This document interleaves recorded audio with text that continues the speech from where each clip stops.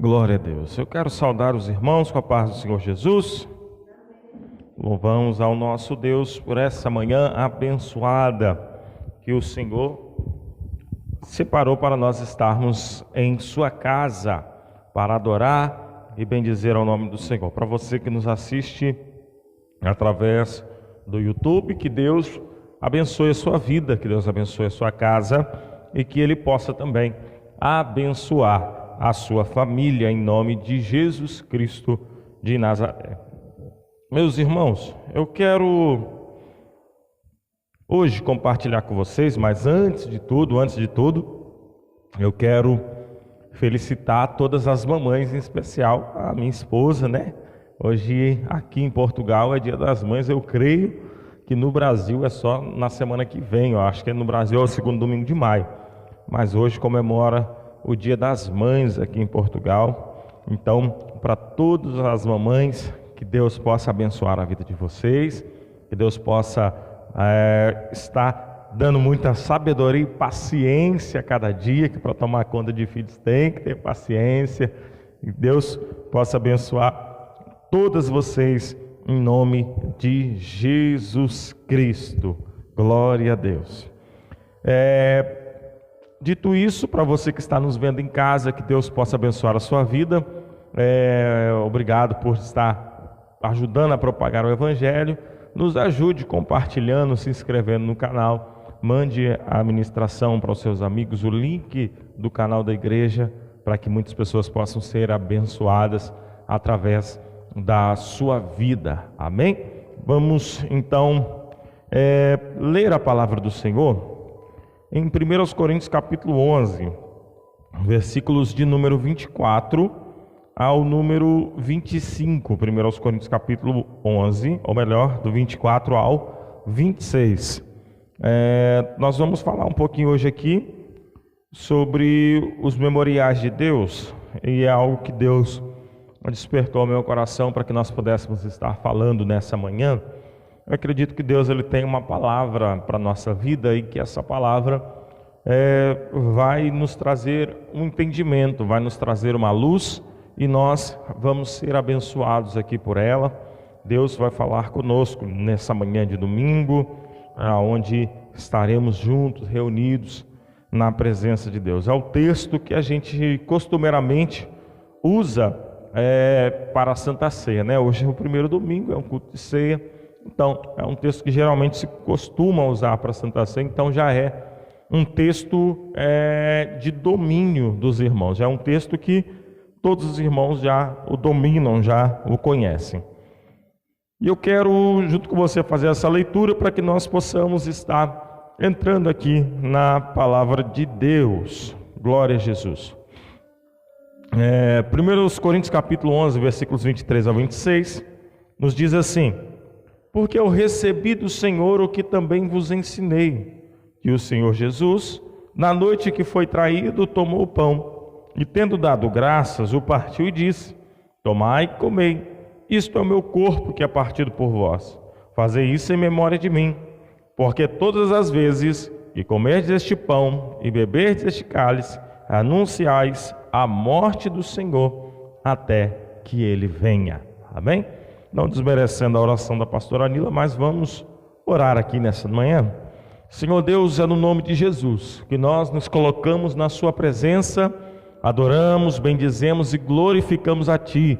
Exaltamos o Senhor porque o Senhor é bom e louvamos a Ti porque o Senhor é maravilhoso. Pedimos que o Senhor fique conosco, que o Senhor fale conosco, que o Senhor nos direcione e que nós podemos, ó Pai, em nome de Jesus, possamos ser tocados nessa manhã, possamos alcançar graça diante do Senhor, possamos, ó Deus, ser tocados pelo Teu Espírito e que nós, ó Deus, venhamos a transbordar nessa manhã, em o nome de Jesus, ó Deus. Que seja um momento de comunhão, que seja um momento de adoração, que seja um momento de proximidade, um momento de louvor e de adoração junto a Ti, Pai. É o que nós pedimos ao Senhor, em o nome de Jesus Cristo. Amém e amém, Senhor Jesus. Meus irmãos, como eu disse, Esse texto ele já é um texto rotineiro, um texto conhecido, que todos os meses, eu creio que a maioria das igrejas ela vai usar esse texto que Paulo escreveu aos Coríntios para a ministração da Santa Ceia. Quase todas as igrejas vão estar falando sobre o que Paulo escreveu aqui a essa igreja. Muitas vezes deixa lá o que o Evangelho foi escrito dizendo sobre a ceia e usamos por base esse texto de Coríntios. Paulo aqui ele está dizendo para a igreja, ele está alertando a igreja. Nós sabemos que a carta de Coríntios é uma carta pastoral, uma carta de um pastor que está exortando uma igreja, que está ensinando. Então, o que está contido em Corinto não é apenas um texto qualquer, é um ensino, é um direcionamento, é algo para que a igreja possa voltar para os trilhos, é algo que a igreja possa voltar a ter assim aquela comunhão, aquela proximidade, aquela união com Deus que um dia a igreja já teve antes. E Paulo, dentre todos os pormenores, dentre todos os pontos, dentre tudo aquilo que ele vai falar, ele também vai entender e vai perceber que há uma falha na realização da ceia. Ele vai entender que há uma falha na execução. Ele vai dizer, ainda mais no texto da Santa Ceia, que quem tem fome come em casa, que devemos esperar uns pelos outros. Então, Paulo está deixando bem claro um problema que está acontecendo na reunião, no momento de se ajuntar para a ceia, onde quem tinha muito trazia, banqueteava, se embriagava e ficava ali comendo, e quem não tinha passava dificuldades, comia das migalhas que sobravam, ou comia muito pouco daquilo que podia levar. E Paulo estava dizendo que a ceia do Senhor não era um momento de estar esbanjando ou comendo mais, mas era um momento de comunhão tanto com Deus quanto para com os homens, de estar próximo tanto de Deus quanto dos nossos irmãos. Momento de partilha, momento de união, momento de louvor, momento de adoração. Inclusive Paulo vai falar dos males de não estar preparados, de não estar em comunhão, de não estar voltado totalmente para Deus, para o momento íntimo da Santa Ceia.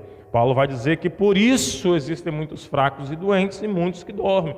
Então Paulo, ele vai exortar, ele vai ensinar. O intuito de Paulo é fazer com que essa igreja se volte para Deus, é fazer com que essa igreja entenda o momento da comunhão, é fazer com que essa igreja entenda o que está sendo proposto para ela, que não é apenas uma refeição casual, que não é apenas um simples e mero convívio, que não é apenas um ajuntamento de pessoas, mas é um momento de íntima comunhão com Deus Pai soberano, todo-poderoso. É um momento de intimidade com Jesus Cristo.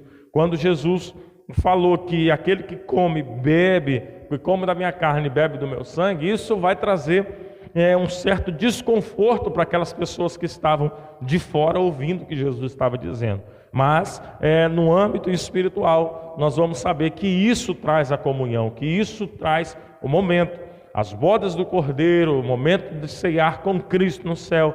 É um momento ímpar e que nós estamos aguardando nesse momento.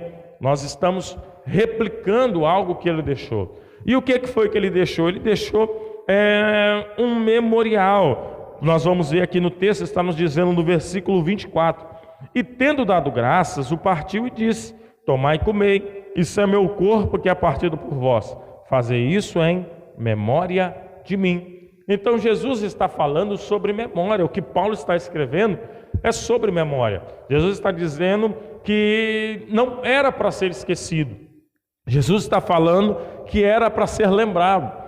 E se você, a maioria das igrejas hoje, eu não quero generalizar, inclusive nós também não temos esse costume, então por isso não podemos generalizar, mas a maioria das igrejas hoje, eles estão colocando Jesus como um serviçal, estão colocando Jesus como o seu servo, estão colocando Jesus como alguém que está ali ao seu serviço, aonde as pessoas entram pelas portas, assentam nas cadeiras e vão em direção a Jesus para pedir, para suplicar, para implorar e para dizer para Ele quais são os seus problemas. o que eles precisam, o que eles querem. Nós entendemos que a busca até Jesus pode ser levada por isso. As pessoas podem ser levadas por isso a ter um encontro com Cristo. Mas a partir do momento que tem um encontro com Cristo, vão entender que Ele é Senhor, que Ele é soberano, que Ele é Deus, e que Ele faz se Ele quiser, e se Ele não quiser, Ele continua sendo Deus, e para nós irmos morar no céu com Ele, nós precisamos continuar firmes, como Paulo falou, firmes e constantes, sempre abundantes na obra do Senhor. Então, nós vamos ver que Paulo, ele também tem essa preocupação, e vai mandar para o povo, ele vai escrever para o povo, ele vai direcionar para o povo exatamente esse quesito que Jesus está dizendo: fazei isso em memória de mim. E ele vai continuar dizendo: porque todas as vezes que comerdes esse pão e beberdes deste cálice, anunciais a morte do Senhor até que Ele venha. Então, ele está expressando sobre um memorial, sobre o fato de Jesus não ter sido esquecido, o fato de Jesus não querer ser esquecido. Quando nós estamos reunidos neste momento de Santa Ceia, não há outra palavra, não adianta a gente querer vir para um culto de ceia e falar de vitória, não adianta a gente querer vir para um culto de ceia e falar sobre tome posse, não adianta a gente querer vir para um culto de ceia e falar sobre que vai acontecer milagres. Não é, porque o foco não é esse, o motivo principal não é esse. O que Jesus deixou não foi isso. E o que Ele queria, e quer que seja levado até o momento que Ele volte, é justamente isso. É a comunhão, é que Ele foi, é que Ele morreu, mas que Ele vai voltar. Então eu comecei a olhar para isso sobre o memorial, e eu comecei a ver que na Bíblia existem alguns memoriais. Eu trouxe aqui 3 ou 4 memoriais, ou melhor, 4 memoriais, que nós vamos ver na Bíblia Sagrada. Existem até mais,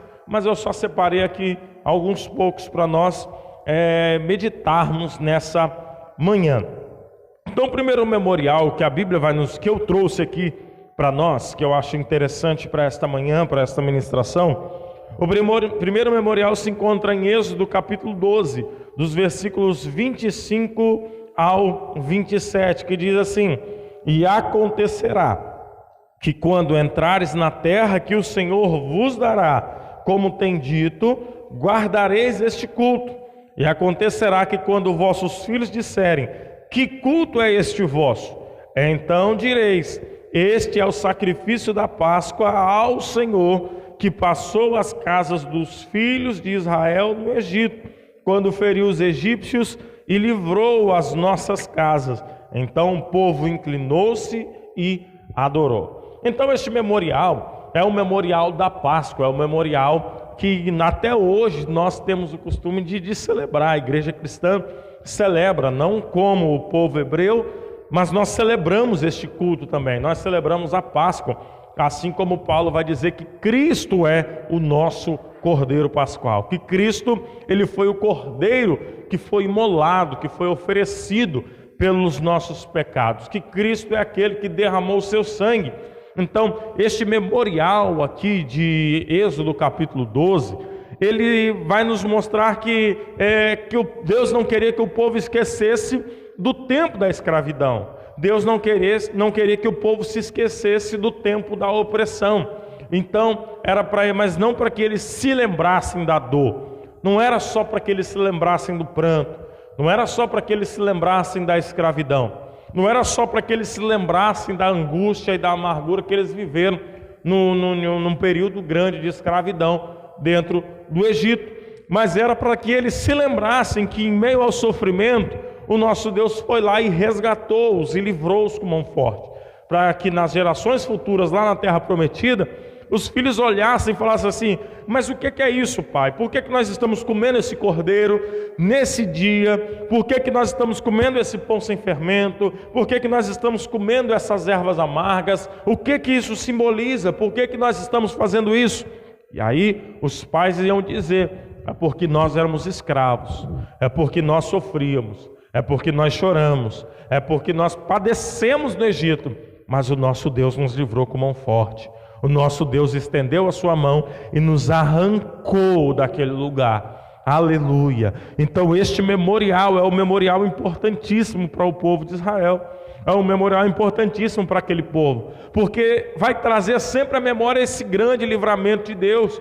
Quando toda vez que eles se ajuntavam para isso, eles iam lembrar: Deus é poderoso para livrar o seu povo. Deus é poderoso para não deixar o seu povo em aflição. Deus é poderoso para não deixar o seu povo no sofrimento. Deus é poderoso para visitar o seu povo aonde quer que ele esteja. Deus é poderoso para fazer milagres incomparáveis na vida do seu povo. Deus é poderoso para resgatar o seu povo da onde quer que ele esteja. Aleluia! Então, este memorial, ele servia para mostrar, para trazer a memória do povo do livramento, para trazer a memória do povo que um dia eles foram escravos e agora já não mais, porque Deus os libertou. E eu olho para isso e eu vejo um reflexo de nós, da igreja atual, que um dia nós fomos escravos do pecado, que um dia o pecado nos prendia, nos aprisionava, que um dia nós vivíamos no Egito, no mundo, vivíamos nesse tempo, e o Senhor foi lá e nos resgatou. O Senhor nos tirou desse lamaçal. A Bíblia fala que Ele nos tirou de um lago, de um charco de lodo, e nos resgatou e firmou os nossos pés, nos limpou, nos deu um banho. Então, o Senhor nos resgatou. Então, esse memorial, ele é importantíssimo, tanto para os judeus e para nós, que isso é uma sombra de Cristo, é algo que vai apontar para Cristo, é algo que vai mostrar o Cristo Redentor, o Cristo que redime o pecado, o Cristo que entrega a sua vida, o Cordeiro de Deus que tira o pecado do mundo, como João falou. O segundo memorial, ele está contido em Josué capítulo 4, versículo 9, que diz assim: levantou Josué também 12 pedras no meio do Jordão, no lugar do assento dos pés dos sacerdotes, que levavam a arca do concerto, e ali estão até o dia de hoje. Este memorial aqui, ele é um memorial interessante. Este memorial é um memorial que traz também um momento ímpar na vida desse povo. Porque depois que o povo saiu do Egito, o povo perambulou por alguns anos no deserto. Mais ou menos 38 anos eles até chegar em Cades Barnea, e depois de Cades Barnea até tomada da posse mais 2 anos, totalizando 40 anos. E Deus, ele falou com Josué que quando eles fossem para chegar, era para eles pegarem 12 pedras e colocarem dentro do Jordão. E olha que coisa interessante, quando eles vão fazer isso, eles estão indo para o Jordão, caminhando. A Bíblia vai nos dizer que eles precisavam se preparar, que eles precisavam se santificar, que eles precisaram estar com os olhos fitos em Deus, precisavam estar com comunhão com Deus, porque Deus operaria um grande milagre. Deus, ele faria com que os sacerdotes, ao passar dentro do rio, as águas parassem no montão e eles pudessem atravessar em pés enxutos. E a Bíblia está nos dizendo que quando os sacerdotes colocaram seus pés na água, a água abriu, a água parou, e eles pisaram numa porção seca. E assim, a cada passo que eles davam, ia abrindo até que eles chegaram no meio do rio. Isso aqui, o texto está dizendo que eles tinham que pegar 12 pedras de fora e colocar dentro do rio, para que ficasse ali como um memorial, empilhadas para que ficasse ali um memorial. Então, eram pedras que eles traziam do deserto, era pedra que eles traziam do momento que eles passaram perambulando, das dificuldades, das aflições e das angústias do deserto. Eles tiveram que trazer aquilo e colocar dentro do rio, para que pudessem estar sendo sepultadas ali no rio, como que estivesse firmando que ali já não era mais o lugar deles, que o tempo de passar no deserto já acabou.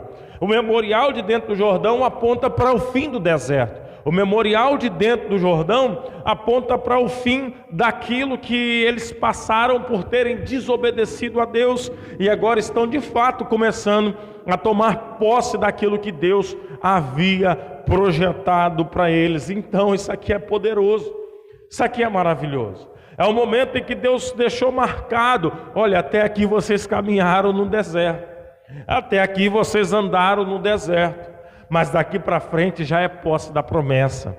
Daqui para frente é aquilo que eu preparei para vocês. Daqui para frente já faz parte daquilo que um dia eu deixei reservado para vocês. Daqui para frente é o momento em que eu deixei marcado para a história de vocês. Aleluia! Então, meus irmãos, eles caminharam até ali e dali pegaram as pedras e ergueram um memorial para que ficassem registrados aquele momento.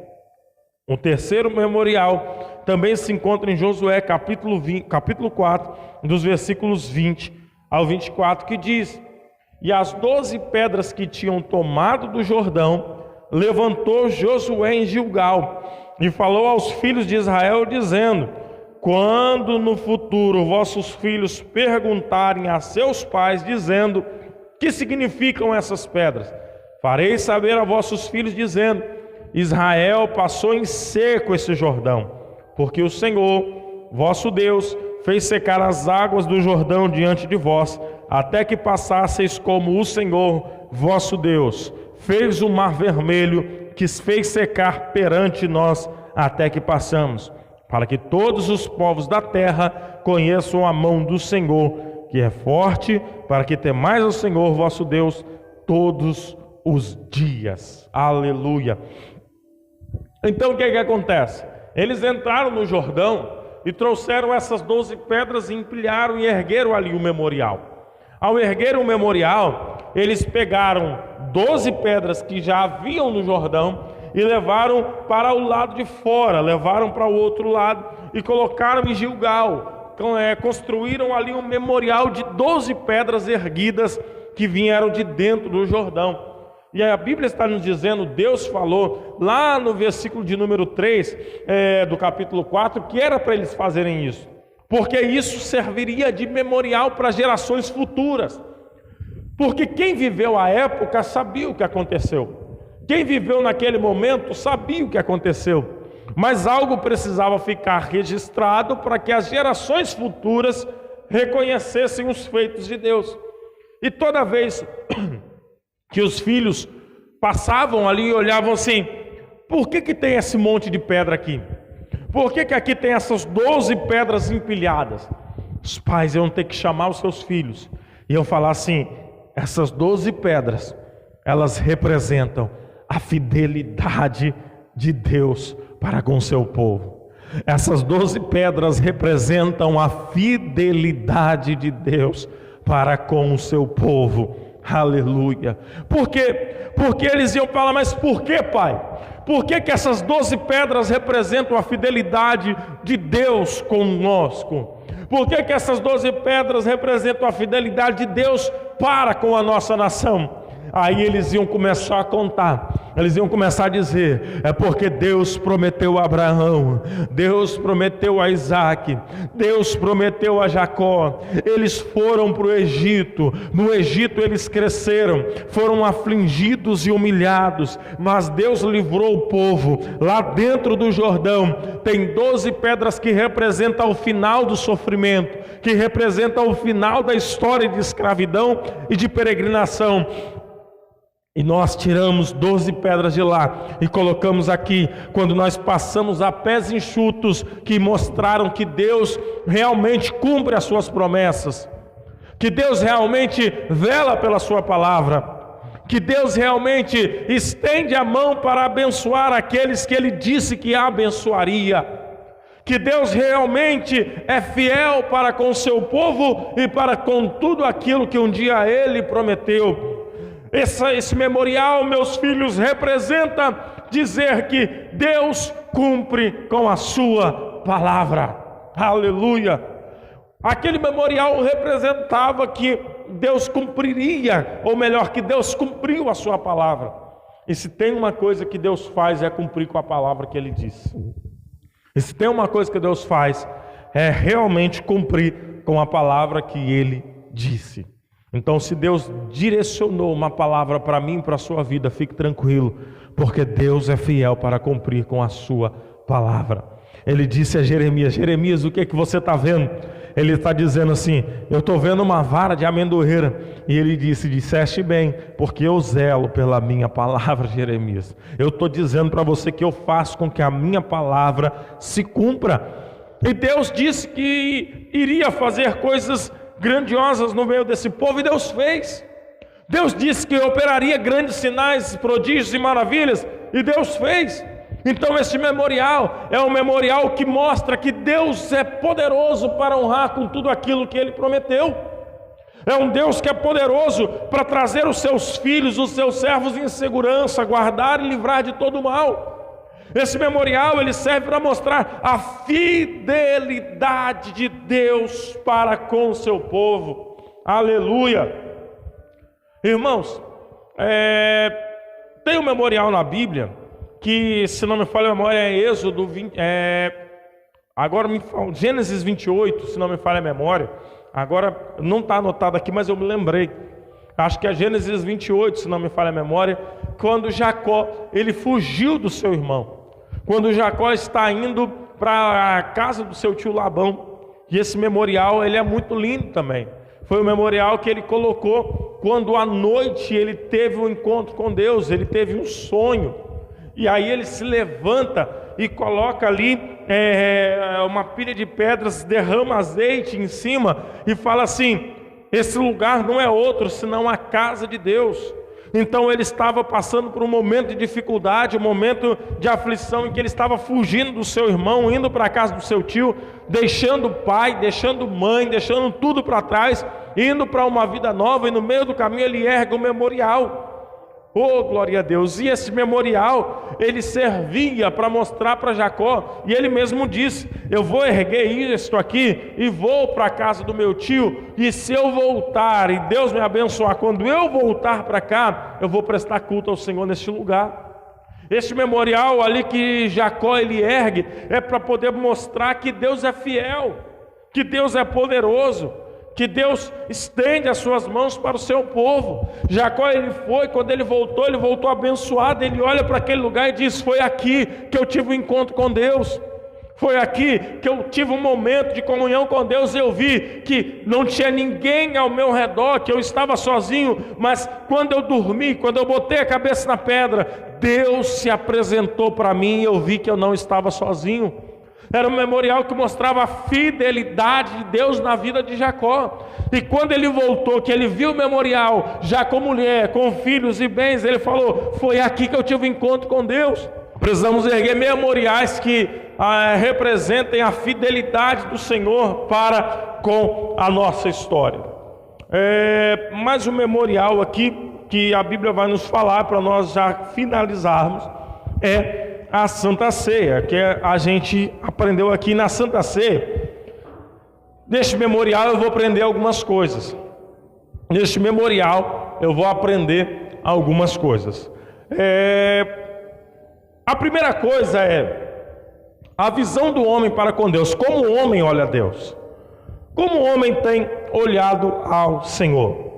Como o homem tem visto a Deus? Então, neste memorial eu vou ver qual é a forma correta de se olhar para Deus. Ou seja, primeira coisa que eu vou falar aqui, 3 pontos da forma como um homem tem olhado para Deus. E depois eu vou falar aqui a forma como Deus quer que o homem o veja. Então a primeira visão do homem para com Deus é: eu sou o xodó de Deus. Às vezes a gente olha para Deus como se a gente fosse insubstituível. Às vezes a gente olha para Deus como se a gente fosse, como eu próprio acabei de dizer aqui, um xodó de Deus. Meus irmãos, na verdade nós somos servos de Deus. E aquele servo que a Bíblia vai falar lá em Êxodo, o servo da orelha furada, né? Que ele decidiu servir ao seu Senhor por amor. Nós somos filhos, e a Bíblia vai falar que a igreja é noiva. Quando eu assumo um papel de que eu sou algo além daquilo que a Bíblia diz que eu sou, aí, irmãos, eu começo a ver Deus de uma forma que Deus não é. Daqui a pouco eu vou explicar o porquê disso. Então eu não sou aquilo que eu penso que eu sou diante de Deus, eu sou aquilo que a Bíblia diz que eu sou. Aleluia. Então nós vamos ver que Deus, Ele não diz que nós somos isto. Que Deus não fala que nós somos seres especiais e extraordinários.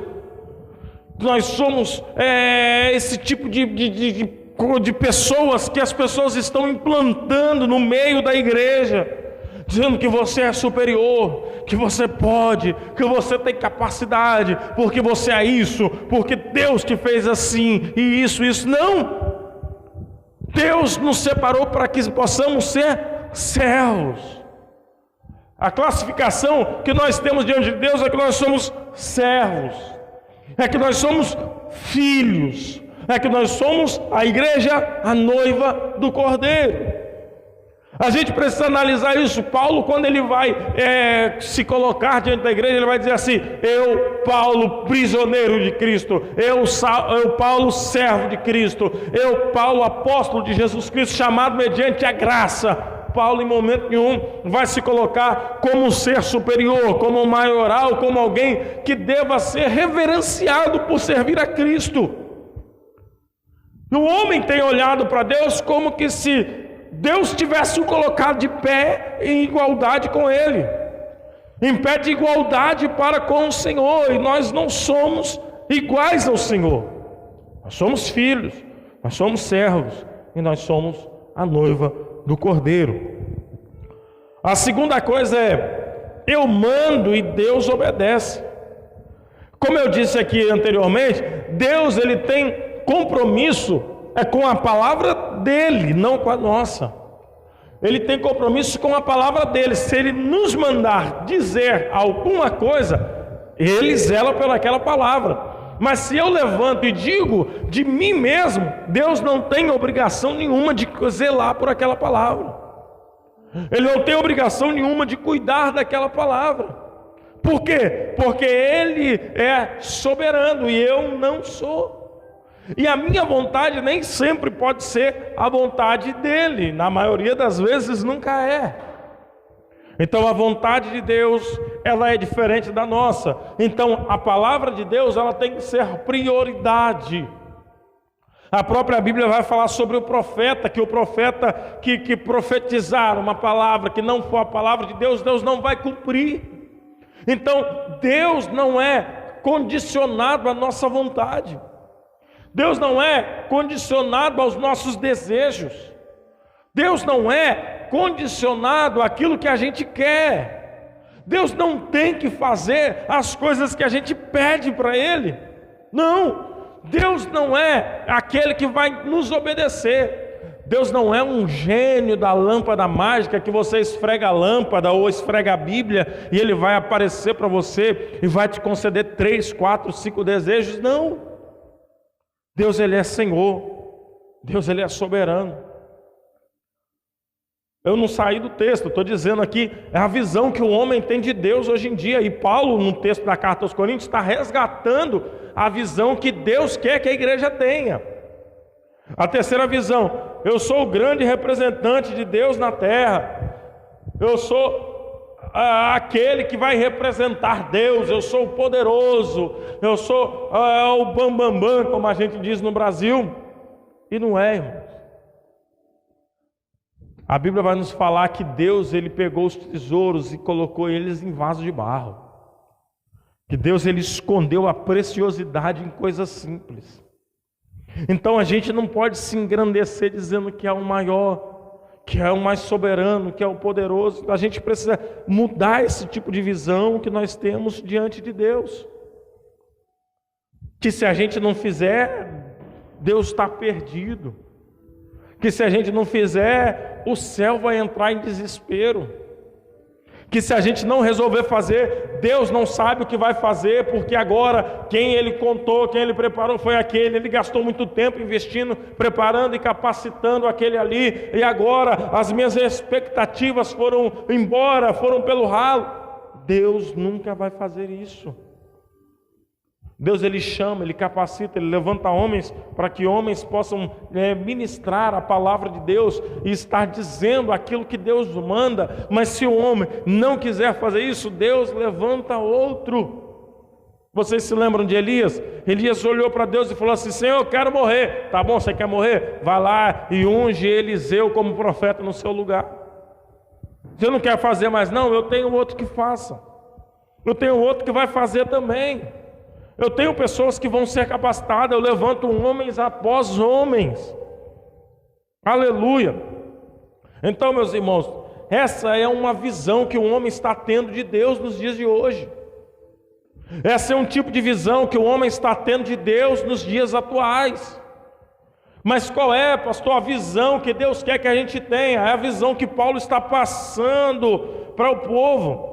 É a visão que Paulo está passando para a igreja. Paulo está passando uma visão correta do que Deus quer, da forma que Ele quer ser visto, da forma em que Ele quer ser enxergado pela igreja.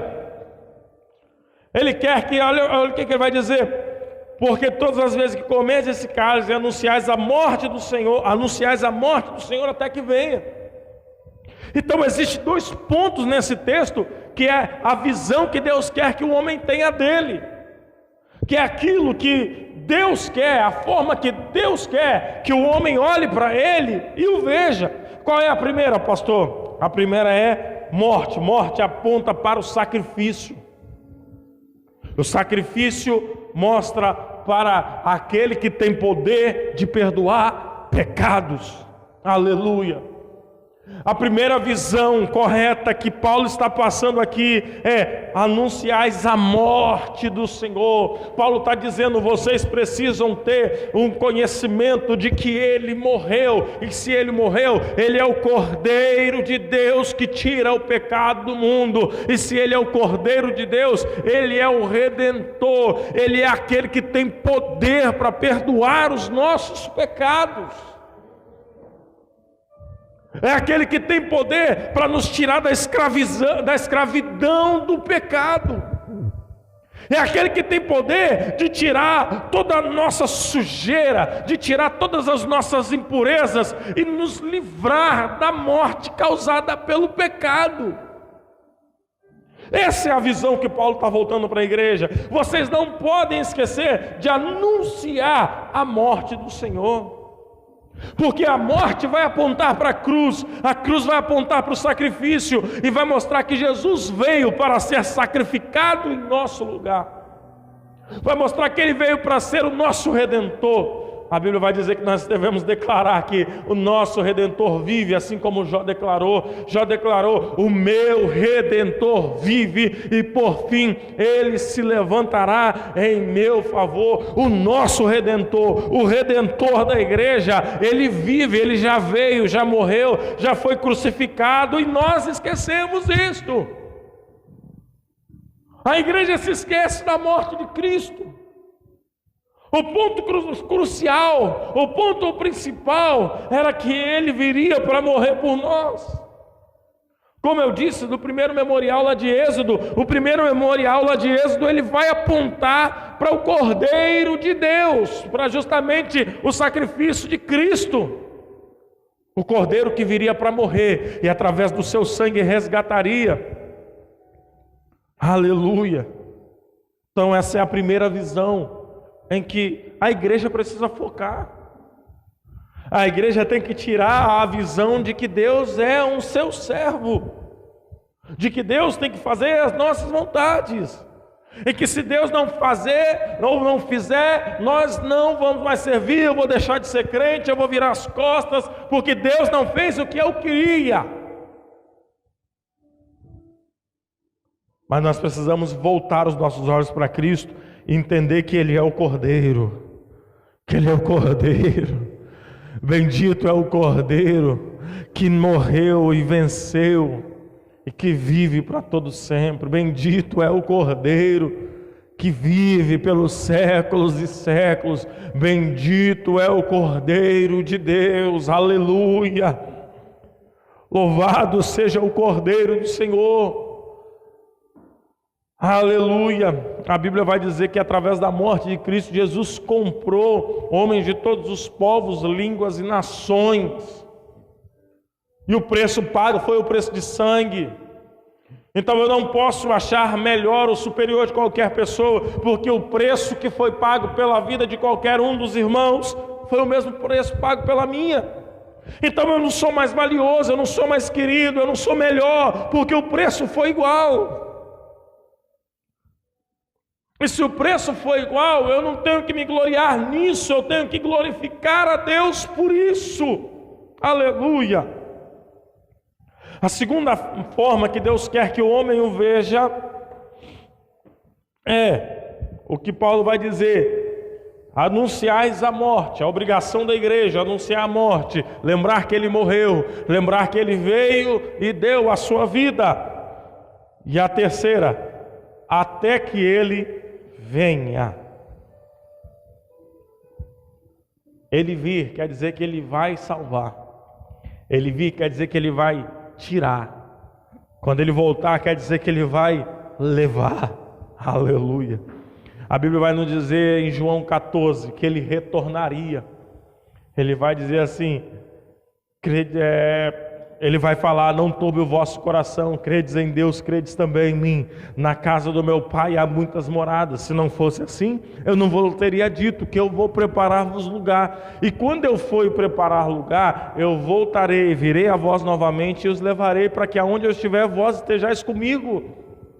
Então isso é uma promessa. Paulo está dizendo: olha, vocês têm que tirar o foco de vir banquetear, vocês têm que tirar o foco de vir fazer festa, vocês têm que tirar o foco de vir aqui mostrar o que vocês têm de melhor na sua casa, e vocês têm que tirar o foco de trazer para o meio do povo que vocês têm condições, que vocês têm posse, que vocês podem mais, e acabam humilhando outros. Vocês têm que deixar isso de lado. O sentimento que vocês têm que trazer é que vocês foram salvos através da morte de Cristo. O sentimento que a igreja precisa de ter é que vocês foram comprados pelo preço de sangue.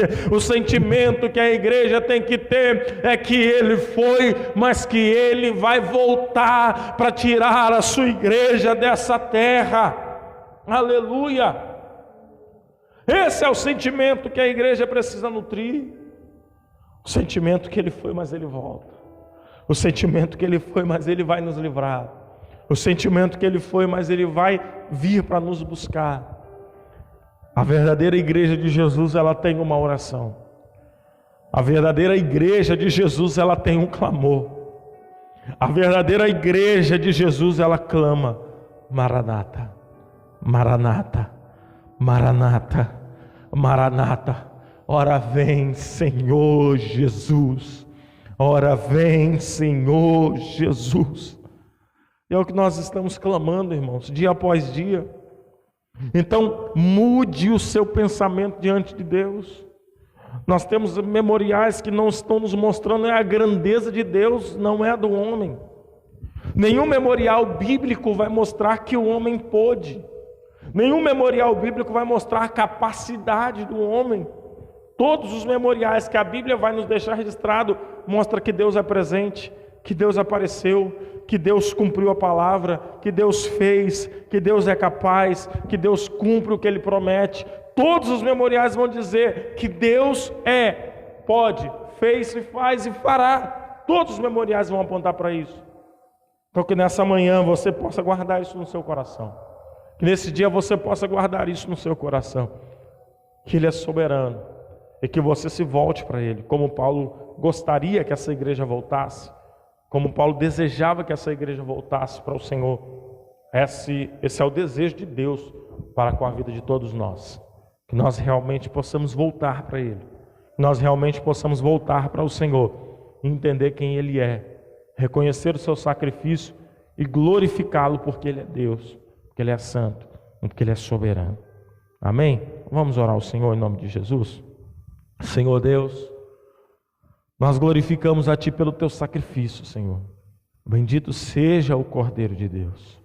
Eu peço que o Senhor possa nos abençoar nessa manhã, possa abençoar os irmãos que nos assistem e que o Senhor possa, Senhor, estar estendendo a mão de uma forma gloriosa. Retira de nós, ó Deus, aquilo que não presta. Todos nós temos uma mazela, todos nós temos alguma coisa que não serve. Todos nós temos alguma coisa que desagrada ao Senhor. E se de repente, Senhor, é um coração altivo, é um espírito que nos engrandece, tira, repreende, tira todo o mal. Nós precisamos entender que somos servos. Precisamos entender que nós éramos indignos, mas através da graça e do sangue do Senhor, nós nos tornamos dignos de entrar na Tua presença. E isso não nos faz ser superiores do que ninguém. Isso foi a graça do Senhor que abunda sobre a nossa vida. O apóstolo Paulo, Senhor, ele vai dizer que aonde abundou o pecado, superabundou a graça. E que tudo isso vem por intermédio da graça do Senhor sobre a nossa vida. Pai, eu peço que o Senhor possa estender as suas mãos, nos abençoar e nos fortalecer, em nome de Jesus. Amém e amém, Senhor Jesus. Para você que nos assiste em casa, Deus abençoe a sua vida, que Deus possa te abençoar. Nós vamos aqui participar da ceia e você possa ser abençoados por Deus, em nome de Jesus. Não se esqueça de se inscrever, de curtir essa mensagem, compartilhar com seus amigos. Também procure aí pelo YouTube, pelo Facebook, pelo Instagram, Missão Lusitana, e você vai ver muito material de todas as nossas igrejas lusitanas que tem abençoado vidas, tanto em Portugal, Brasil, Espanha e França. Seja você também abençoado pela palavra de Deus, tá bom? Procure aí que você vai encontrar que existe uma igreja próximo de você e você também pode ser abençoado em nome de Jesus Cristo. Amém? Deus te abençoe em nome de Jesus.